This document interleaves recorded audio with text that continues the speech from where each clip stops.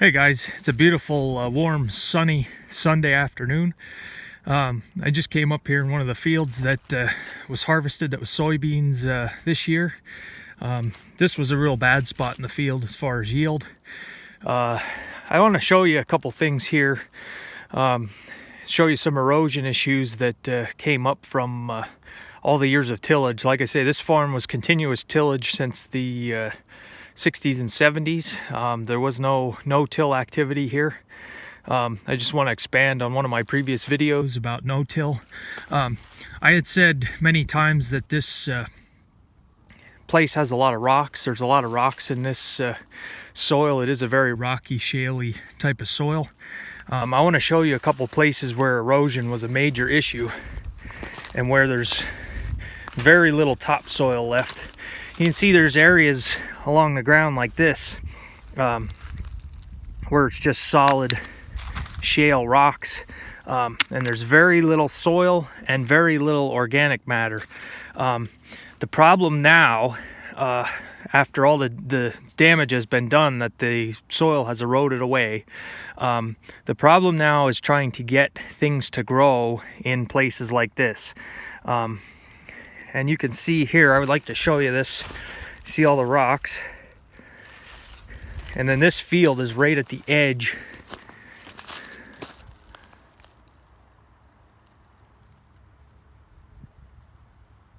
of a pretty steep embankment here. You can see here, just solid shale. All this topsoil is gone. It washed. It's all it all washed away. So I'll just do a little bit of a walk through here. To try to get stuff to grow, it's not very good growing. You can see some of the places maybe where it washed through the years. This hill here is on a slope down, and basically it all slopes down that way. So that's the issue, trying to get things to grow in rocks to build organic matter. And it's one of the reasons why I had made the decision to start no-tilling. Areas like this is going to be a pretty slow process. Somebody had mentioned cover crops. Yes, cover crops are going to be incorporated probably next year. I wasn't really set up to do that this year. I didn't really get that far. I do want to get rye planted next year. Even got a tree growing here. Do want to get rye planted next year to try to help improve some of the organic matter and help build some soil and to help hold this now. Excuse me, there's soybean roots here now, which are going to help a little bit. But when you have all this along the edge of the field, now there's some weeds that came up here along the very edge. But basically that topsoil's gone, and you can see kind of how rocky the soil is now up here. You see it's just as rocky, just as shaly. And like I say, this is on a slope here. The foxtail has taken over this edge of the field. That could be my fault with spraying. I didn't get close enough to the edge of the field. But it's not the worst thing. Beans don't really do good under trees. Now this was logged out a couple years ago, thinned out, so that there's a lot less shade. So this is only maybe the second year that this was exposed to any kind of sunlight, so it wasn't going to produce anyway. But like I say, it's not the worst thing in the world having this foxtail come up right at the edge here. Like I say, it's a little bit of organic material. Now when I do my spring burn down, I want to try to get as close to this wood line as I can. I'm still looking around to find a decent loader tractor. I want to push some of this kind of stuff out. These are different types of shrubbery and hedges, and that there's some multiflower rose mixed in. Want to push some of this out of the way, not so much to reclaim the field. You're not going to reclaim it because there's a step here. I don't know if you can see it on the camera, but that's almost a foot drop off on the edge of the field. And like I say, when you have continuous tillage, you tend to get steps like that. But I like to push them out of the way just to have the most amount of sunlight available on the edge here, so that the sun can get to the ground. I'll give you kind of the view. This is a really neat view here from the corner of this field. And it's kind of an odd field. In the future, if I were to purchase the place, you see there's a tree line here, and it separates a good bit of the farm here. I was walking through that tree line, and I didn't see any major rocks, and I didn't really see any other issues, and I don't know why it's there other than they just never farmed it. Someday I'd like to maybe clear this tree line back to about there. That way, this, instead of being a half circle type of field, you can go straight across.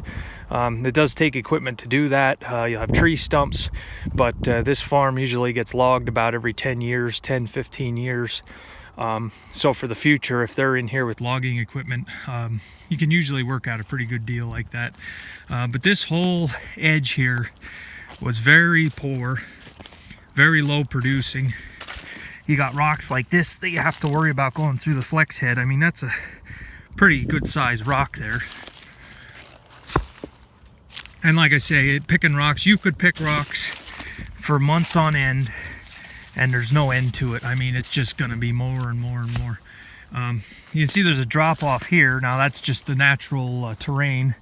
This drops off down, and then my cornfield is down in there. That whole cornfield is about 27 acres total. I'm going to show you this nice view we got here. Nice, even though this field, it's like a half a circle. They always called this the horseshoe. I don't know. It looks more like a teardrop to me. But you can see this runs out and has rows going out this way. And then it meets that second strip of beans up there, and the rows run out this way. The previous guy that farmed it actually made this 2 different fields. I don't know if he did that for erosion or whatever, but this half circle out there where that Grassy's driveway is used to come straight across, and then this would be corn, and then that strip up there would be beans. I just made it all one. I figured it's a little bit less driving around, a little bit less hassle with dealing with trucks and stuff. But yeah, I guess the point of this video, I just want to show some of the damage that was done with the erosion on this farm. Now this soil here, see if I can get, the ground froze last night, so I probably won't be able to dig a whole lot up. But this soil here is what's called Leck-Kill, L-E-C-K-K-I-L-L. It's the primary type of soil that's on this farm and a lot of the neighboring farms. It is a very shaly type of soil, and like I say, for some of you guys that aren't too familiar with the red shale or Pennsylvania, that's basically the red shale. Has a reddish tint to it. When you would do tillage, this soil wasn't really black. It kind of had a reddish tint to it. One thing with the shale, it is very brittle if it's small. A lot of times the disc will smash up a lot of the smaller pieces of shale. You can find a lot of pieces of shale that have marks on them from years past and the tillage in years past. But like some of that shale rocks I was showing you earlier, there's no smashing those up. And then the other thing is with shale is a lot of it tends to be flat. It makes good wall building. But look at this rock and the history of tillage on this farm. You can see here all the chisel teeth, disc blades. I mean, it's cut every single direction. And I remember when the guy that used to farm this would be up here discing. You could hear him for miles, that disc was just clinking and clanking across these rocks. And he had switched to the heavier earth metal discs on his disc. And you can see the imprint that it leaves. in this shale. It is kind of soft. It's not real hard. It's not like a quartz mountain rock.